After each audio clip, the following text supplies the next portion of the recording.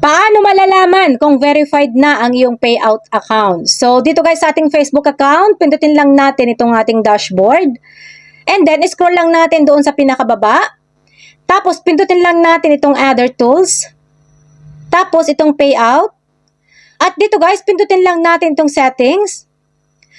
At kapag ganito guys na may nakalagay na active or verified, ang ibig lang sabihin niyan is okay na siya. Papasok na yung sahod mo kapag na-meet mo na yung $25 na minimum threshold. Pero kung may nakikita kayo dito na under review, ang ibig lang pong sabihin niyan is ini-scan pa yan ni Meta yung mga documents ninyo. Usually umaabot ito guys ng 3 to 5 days.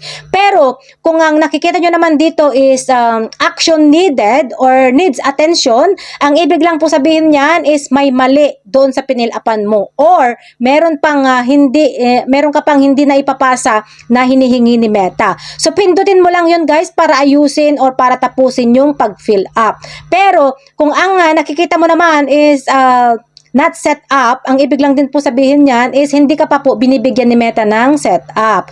Or pwede rin nating malaman na verified na tayo sa ating payout account kapag may nag-email na sa atin. Kapag yung email ni Meta tapos ang nakalagay lang doon sa niya is sa subject niya is payout account update. Tapos ang nakalagay sa letter is your payout account has been approved.